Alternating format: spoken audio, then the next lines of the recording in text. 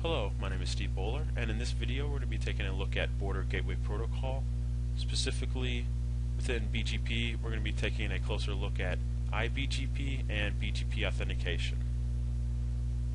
I'm also going to explain to you what you would use iBGP for.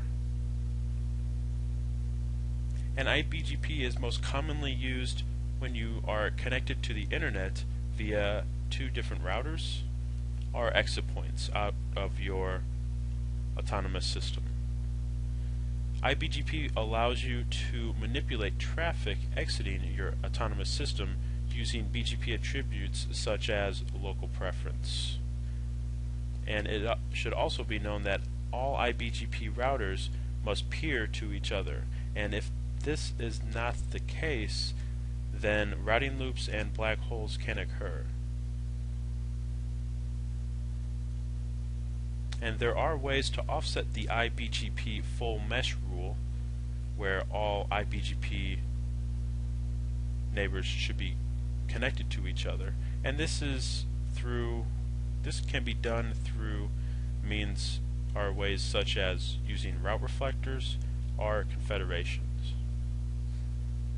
So there's a couple of differences right off the bat you can see between iBGP and internal BGP and external BGP. External BGP, you can use the AS path attribute to manipulate. However, with iBGP, what we're going to find out is we're within the same autonomous system number.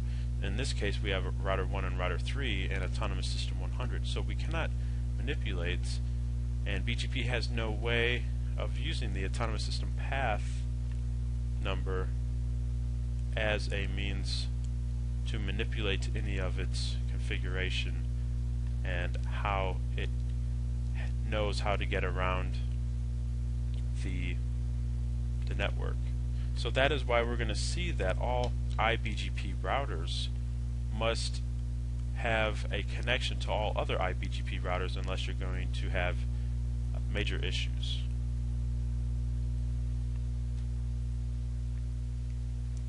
So one of the first things we're going to find out within iBGP is that you don't have to be directly connected to a router like we see in external BGP.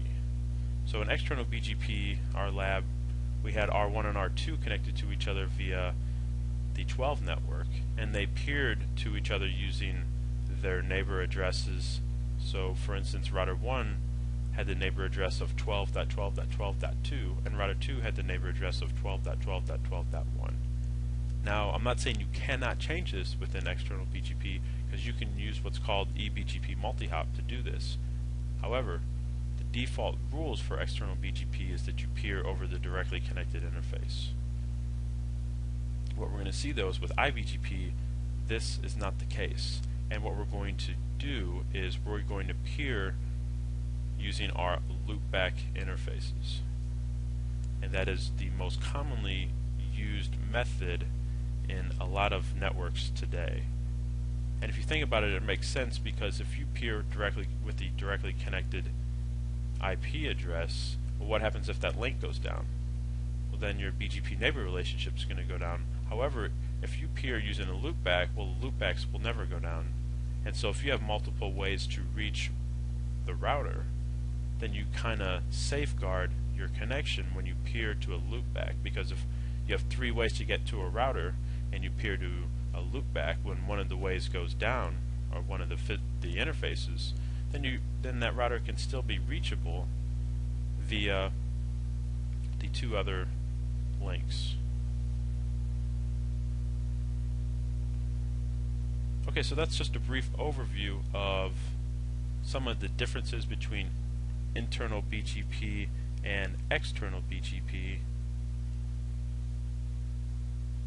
What I'm going to show you too is that we must have reachability inside of our IGP, our interior gateway protocol, for our iBGP neighbor relationship to form. So what I'm going to do also in this lab is I'm going to set up some trace options.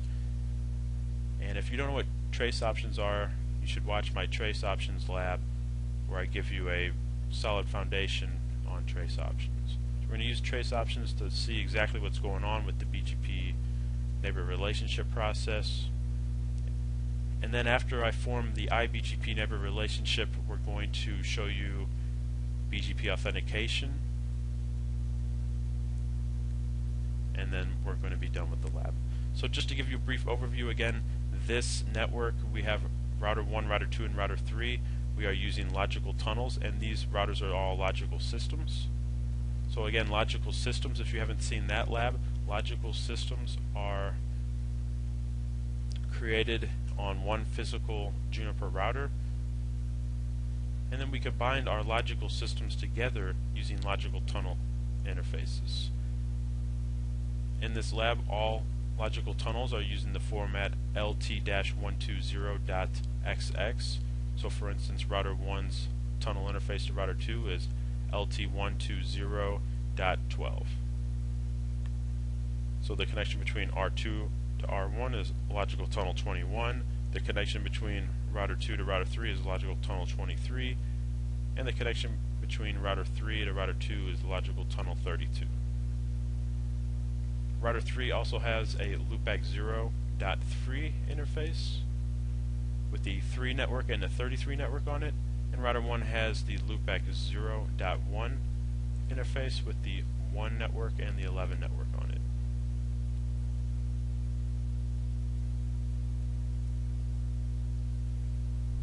So again, if you're not familiar with logical systems, I would suggest watching my logical systems video that explains the logical tunnel interfaces.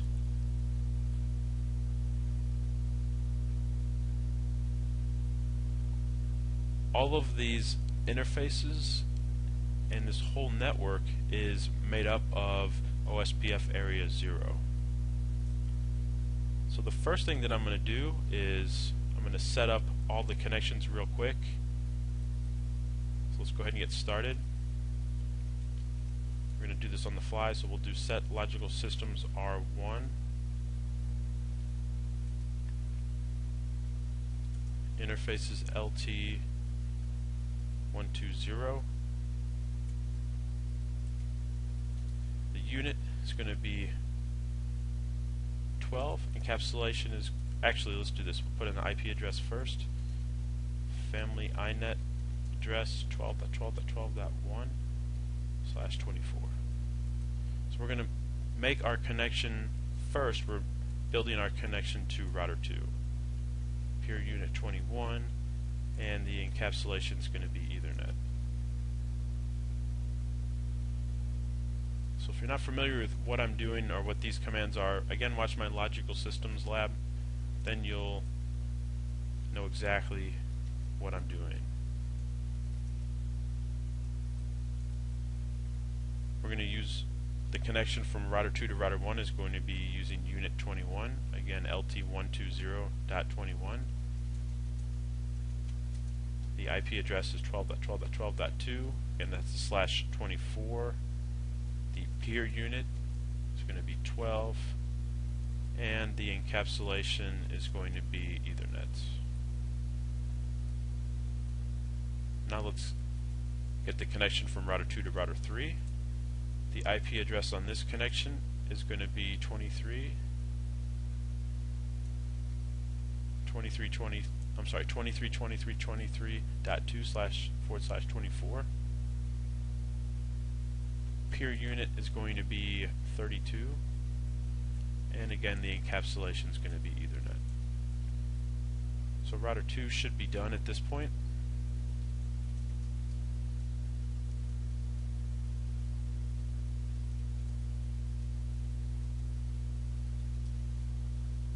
Now we're going to make our logical system R3. We're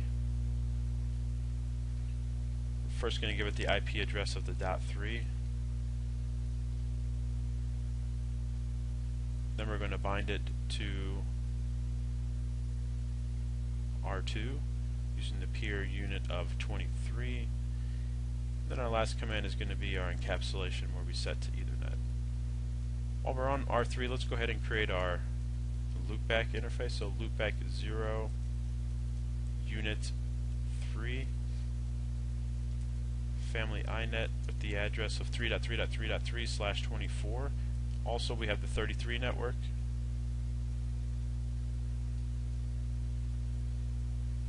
Let's set up router 1s as well. So R1 interface is going to be loopback 0 unit 1 family inet address 1.1.1.1/24 and then 11.11.11.11/24.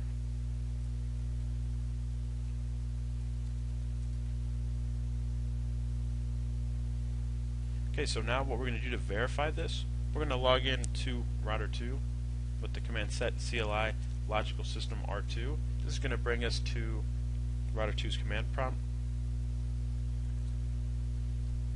In operational mode, let's go ahead and get into, let's stay in operational mode. If we do a show route from router 2's perspective, we have connection to the 12 network and the 23 network. So let's go ahead and ping router 1 from router 2, so 12.12.12.1, and you can see we have reachability. Also, let's go ahead and ping the router 3, so 23.23.23.3, and we have reachability there as well. So at this point, we have built our connections in the network diagram. The next thing we're going to do is we're just going to enable OSPF area 0 on all interfaces. And if you're not familiar with how to set up OSPF, then I would suggest watching my OSPF labs.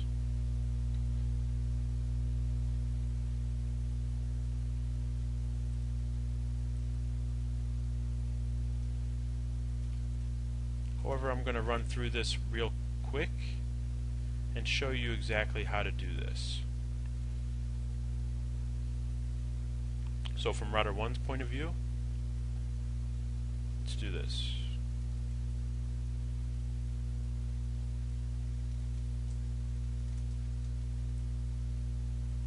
Under R1, we'll go under configuration mode.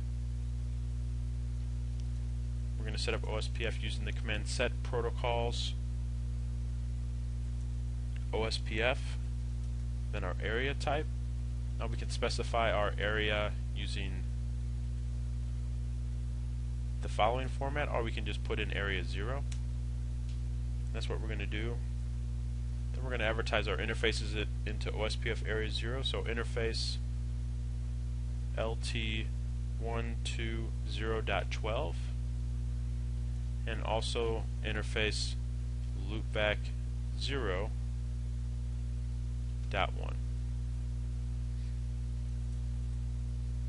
That should be it for router 1.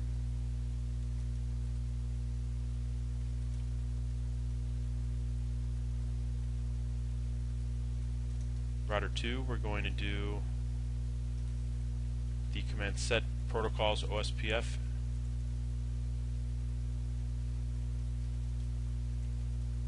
area 0. Interface we're going to advertise is 120.21. We're also going to put in, and then again, that was our connection to router 1, and then also 23, that's our connection to router 3. So very easy to set up OSPF if you've never done it before. Also, I advise you to watch my OSPF labs. They'll give you a lot of helpful information and insight on how to do that.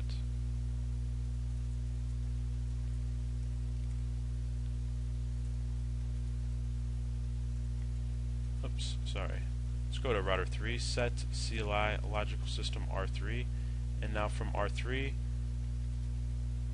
we're going to do the command set protocols OSPF area 0, interface LT120.32. Also, we're going to advertise our loopback, so interface loopback is 0.3. And to verify our OSPF neighbor adjacencies, we can just on router 3 do a show route. Actually, let's do this. Let's log in to set CLI logical system R2 and do a show OSPF neighbor, and we can see that we have neighbor relationship with R1 and R3.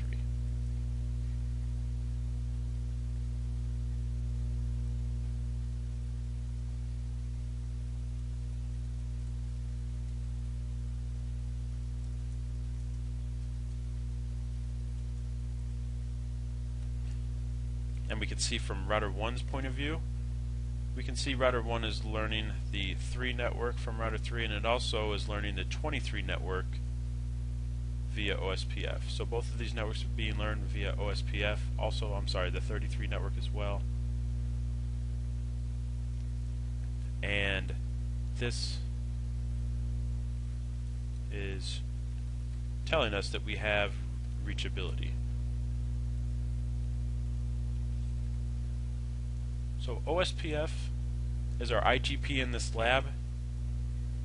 We have to be very careful when we're setting up IBGP in that it doesn't have to be a directly connected neighbor relationship. And what we're going to see in this lab is that we're going to peer using our loopbacks. So in order to do this, we have to make sure that we have reachability to the loopbacks. If we don't, then the BGP updates, the IBGP updates, will not be successful, and our BGP neighbor relationship will not form. So it's very important that you understand that you have full reachability, in this case from router 1's loopback to router 3's loopback. If we don't have that, then we will not be successful. We can test this. I did a ping. Let's source the ping. We'll do a ping 3.3.3. We'll source it from 1.1.1.1 on R1. Let's do a rapid count of 100 or 1,000. And you can see we have reachability.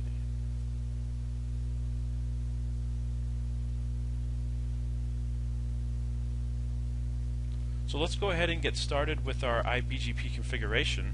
Now that we have our interfaces all built and our interior gateway protocol, or IGP, built as well.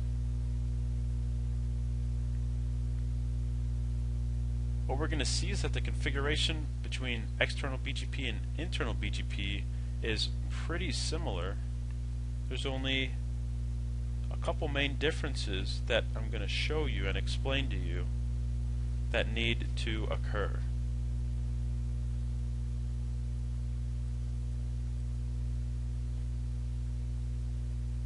On R1, let's go ahead and set up internal BGP, our connection to router 3. So the first thing that we're going to do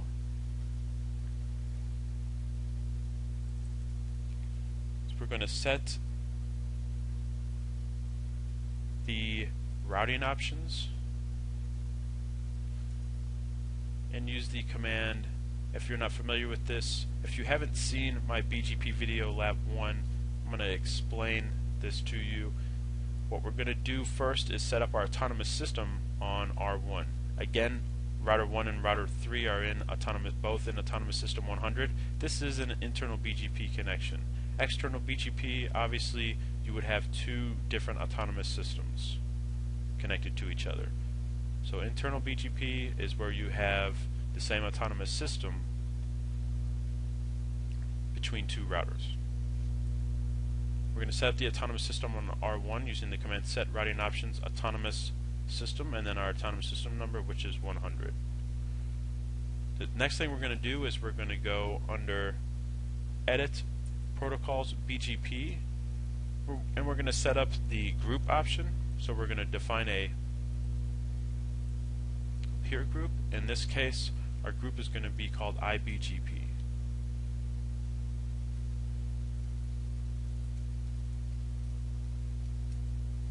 And under this group named IBGP is where we're going to have some of our configuration options set towards router 3.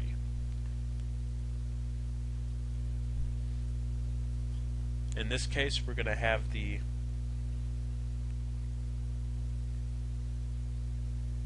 option, we'll do set.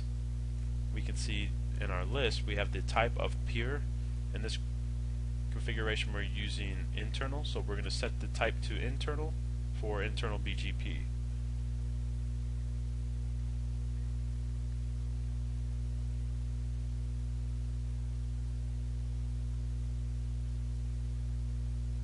We're also going to use the command set, and what we can see is we're going to use the set peer autonomous system. So this is the autonomous system that we're peering with. In this case, R3 is also in autonomous system 100.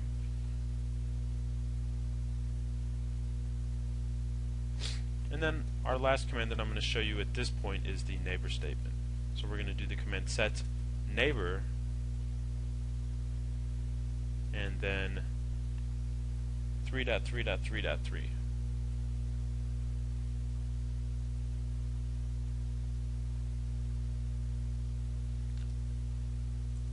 And then the last thing I'm going to do is on R1 is set up some trace options so we can look at some of the output on R1 and see exactly what's going on with our neighbor relationship to R3.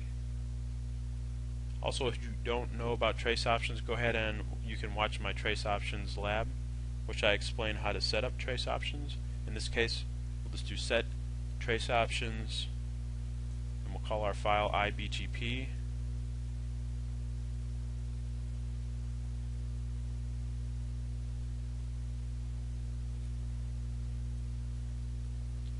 Or we'll do this. We'll just create the trace options file. We'll call it R3. Our R1, let's just do this R1 to R3.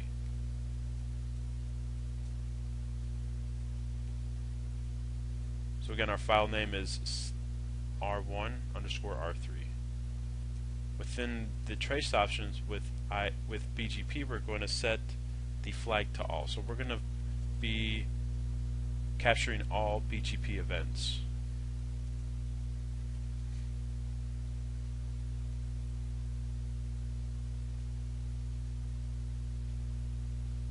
Okay, so on R1, if we recap what we did, let's just do a show configuration. We can see that we have the BGP protocol for group. We created the group IBGP. We specified the type of internal, again IBGP. We have the peer autonomous system for router 3 is in autonomous system 100. We have the neighbor address. In this case, again, we are peering with our loopbacks. So router 3, we're going to be peering using the 3.3.3.3 IP address. Also, we went under the routing options and we specified the local autonomous system for our router as 100.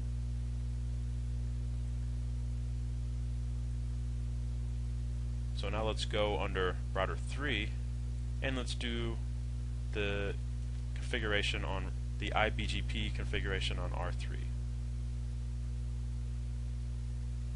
The first thing I like to do is go under and set the autonomous system, the local autonomous system for the router. In this case, we do the command set routing options autonomous system, and then specify our autonomous system, which is 100. Then we're also going to do the command. We'll go and create our BGP group, where we're going to specify our statements towards router 1. So we'll do the command edit protocols of BGP and then group, and then our group name, which is, we'll just call it IBGP. So we're going to set the type to internal. We're also going to set the peer autonomous system to 100. And our last statement right now is we're going to set the neighbor statement to 1.1.1.1. So router 3 is going to peer to router 1 using the neighbor address of 1.1.1.1. Router 1 is going to peer to router 3 using router 3's 3.3.3.3. So from router 1, if I do a show BGP summary, we can see that we are experiencing our first problem, and that is that if you know anything about BGP, then you know that the state being active is not a good thing. And that is what we are getting at right now.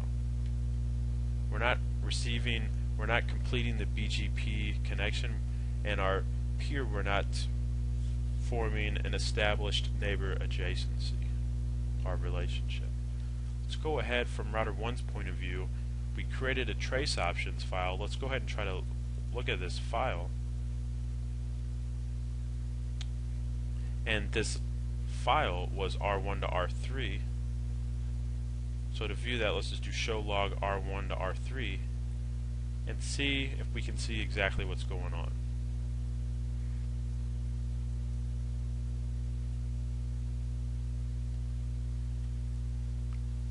And with this trace option, what we can see is that we are sending updates locally from router 1's point of view using the 12.12.12.1 IP address towards router 3, which is correct. This is our neighbor statement that we put in. So we're trying to peer with router 3. Let's go on router 3 and let's do this. Let's go and set trace options on router 3 as well. So on router 3 we'll do set trace options R3 to R1.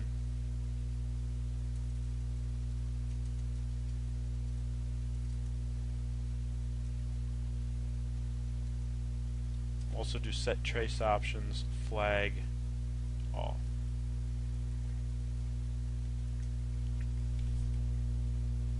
So what I'm trying to show you is that one of the reasons why the main reason why the BGP neighbor relationship is not able to form is because we are not properly sourcing our BGP, our internal BGP updates.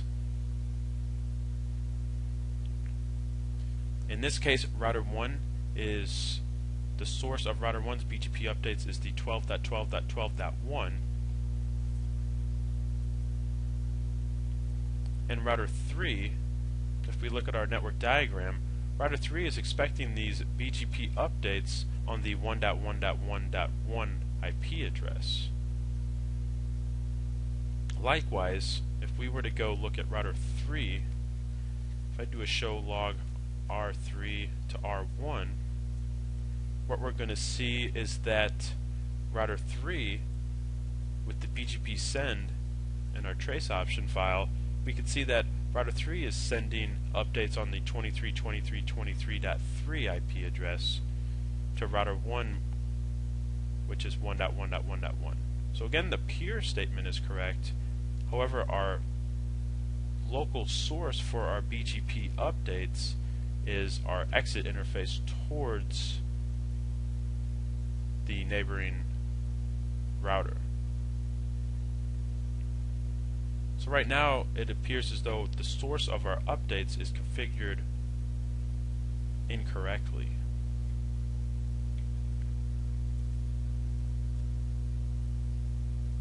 So what we're going to have to do to fix this is we're going to have to source our updates. We're going to have to configure both R1 and R3 to source their updates from their loopback. And the way you do this is from router 1's point of view. We're going to go under Edit Protocols BGP, and then we're going to go under our group that we created named iBGP. We're going to use the statement called set local address. And if we look at this before we enter, this is the address of the local end of the BGP session. So we'll do the command set local address, then we'll set it to 1.1.1.1. And this command is the equivalent to using, if you're familiar with setting up iBGP on Cisco IOS, this is similar to the Cisco IOS command of update source, of pretty much like you're putting in the command update source loopback 0 for your neighbor. So same concept, same thing is going on right here. So So we're going to set our local address for our BGP updates to 1.1.1.1. Now let's go under router 3 and do the same thing. Edit protocols group, edit protocols BGP group IBGP, and then under the BGP group we're going to set the local address to 3.3.3.3. Again, we want to send these updates from our loopback 0 interface.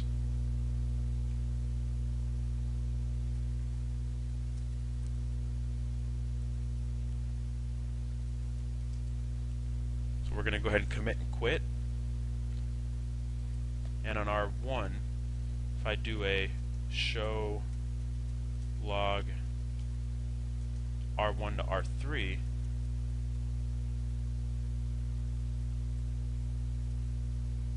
what we are seeing now is that we are sending updates on from the 1 network to the neighbor, which is the 3.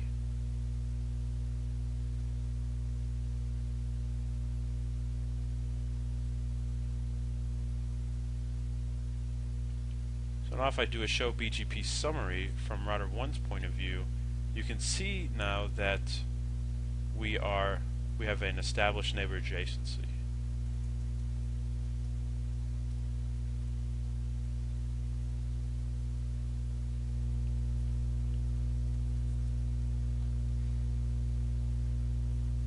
Also, let's just do the show. If you want to see the established, if you do show BGP neighbor, we can see that we have our peer, which is R3, the local IP address, and the state is now established. So this is a great command, show BGP neighbor. It gives you a lot of information on your peer.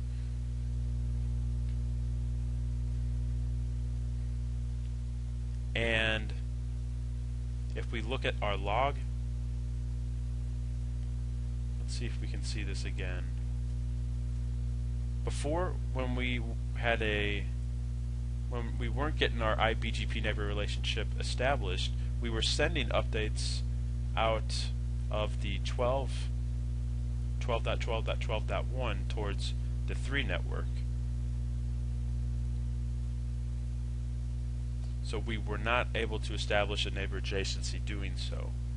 And that is because router 3 was trying to peer with router 1 using the 1.1.1.1 IP address, and it was seeing these updates on the 12.12.12.1. So obviously the IBGP neighbor relationship was unable to form. So what we had to do on both router 1 and router 3 is set the local address for these updates to be correct. On R1 we used the local address of 1.1.1.1, and R3 we used the local address of 3.3.3.3. And now let's go to router 3. If I do a show BGP summary, we can also see from router 3's viewpoint it has the peer of router 1, and it's been up for about 2.5 minutes. We can also do the command show BGP neighbor, and we see that the state is established. And the type, which is the very important part of this lab, as internal. So again, internal BGP neighbor relationship has been formed between R1 and R3.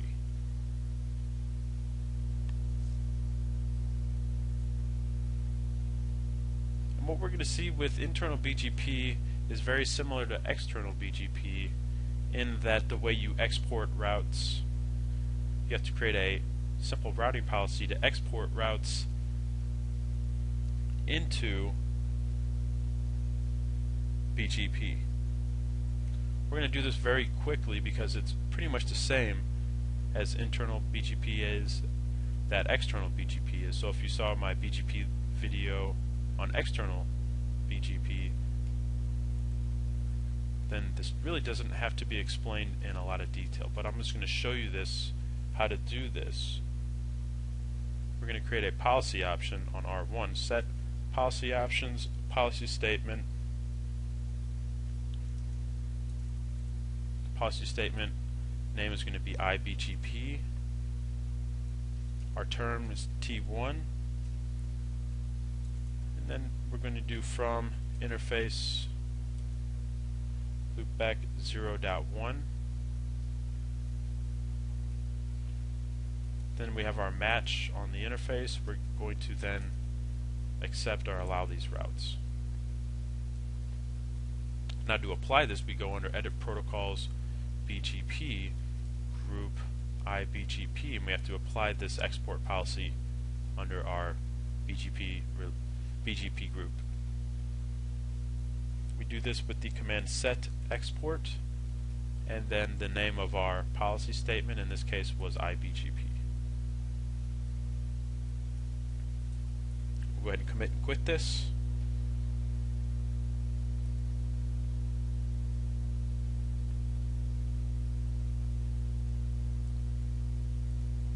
If we go to R3 and do a show route, now we can see on router 3 that to get to the one network, we are learning it via two protocols. We're learning it via OSPF, and we're also learning it via BGP. We can see that obviously OSPF has the lower route preference, a route preference of 10, so this is going to be installed into our routing table as the best path. Also for the 11 network, we see that as well. We have the OSPF route, and we also have the BGP route. We can look at this in detail if we do a show route 1.1.1.0 detail, and it gives us exactly a lot of information on the two protocols that we're learning it from. Obviously the asterisk is next to the OSPF learned route because this is the lower route preference. And then we have BGP with the preference of 170.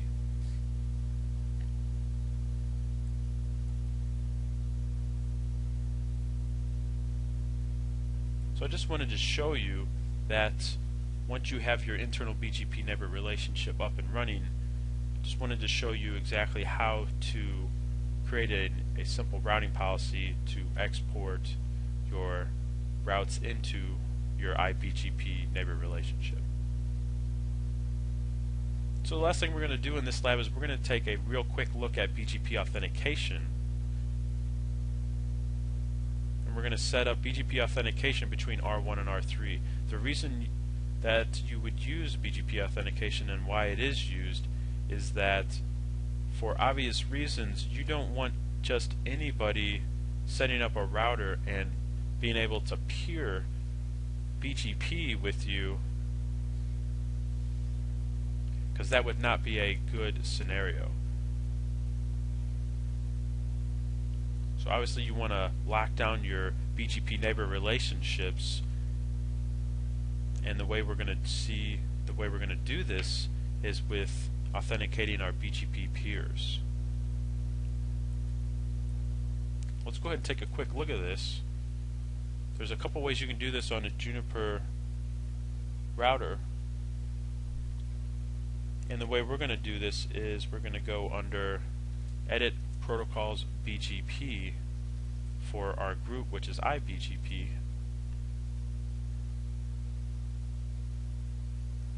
If we do the command set space question mark, one of our first options we can see is authentication key and authentication keychain. So you can create keychains within BGP. However, in this lab we're just going to create a simple authentication key. So we'll do the command set authentication key, and then it's going to ask us for the MD5 authentication key. In this case we'll just name it Bowler CBT Labs and hit enter. So we'll go ahead and do a commit and quit.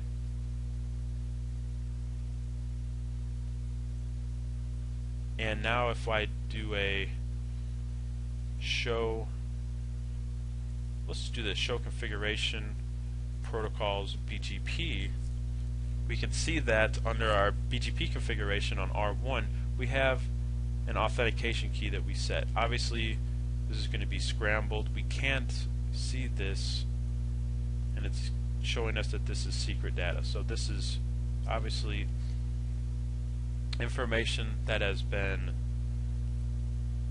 encrypted so that anybody just can't log into the router and see what the authentication keys are. If I do a show BGP summary, we can see that the state is now in connect, and that is not good. Everybody knows, and you should know that with BGP, if it's in anything other than established, then you have big issues. We do a show BGP neighbor, we can also see this information. We have the type as internal and the state as connect. So if it's not established, obviously it's not going to be working correctly. On R3, we can also see this if we do a show route.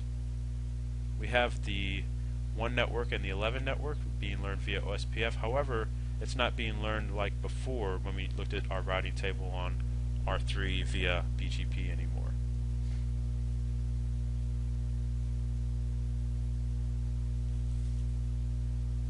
So the way we're going to fix this is if we go to router 3, and we're going to have to put in the same key on router 3's end as well.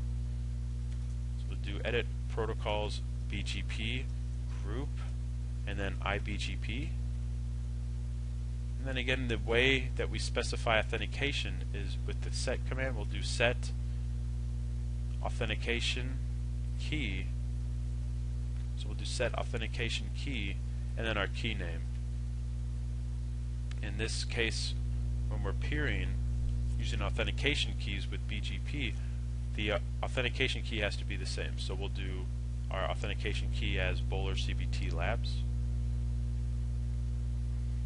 and then hit enter. So we'll go ahead and commit and quit. And on R1, if I do a show BGP neighbor, you can see that the state is active still.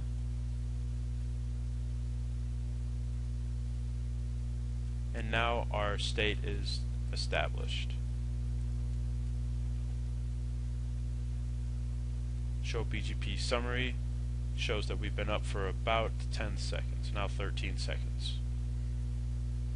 Same thing on R3. If we look at router 3, if I do a show route, we can now see that our routing table is back to normal, to where we have our 1 network and the 11 network learned via our 2 routing protocols, OSPF and BGP.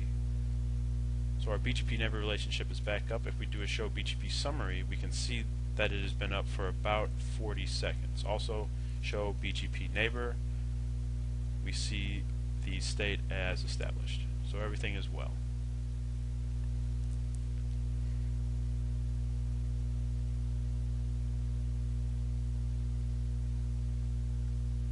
So that's it. Just wanted to wrap up this lab and what we did. We explained the reasons why you would use internal BGP and how you set up BGP. We looked at setting up trace options on R1 and R3, and we also explained the importance of the local address statement under your BGP configuration and using the local address statement correctly.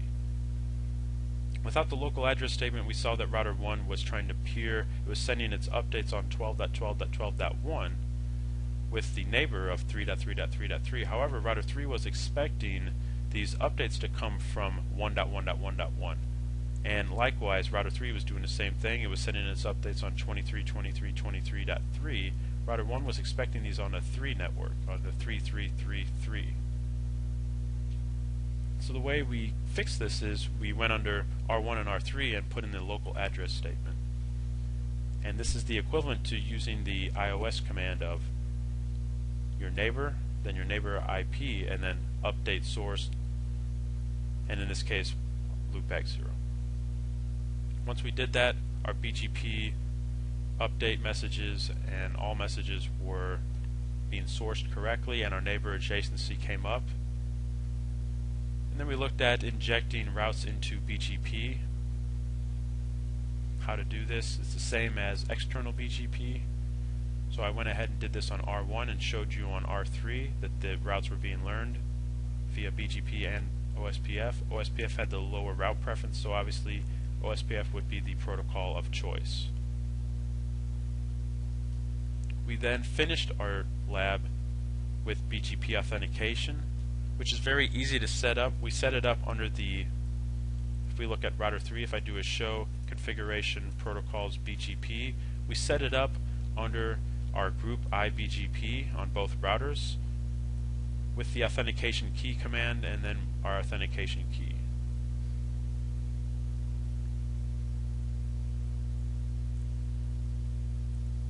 So that's it. That's Juniper BGP Lab 2, where we looked at internal BGP and BGP authentication. Thanks for watching, and I hope to see you in the next one.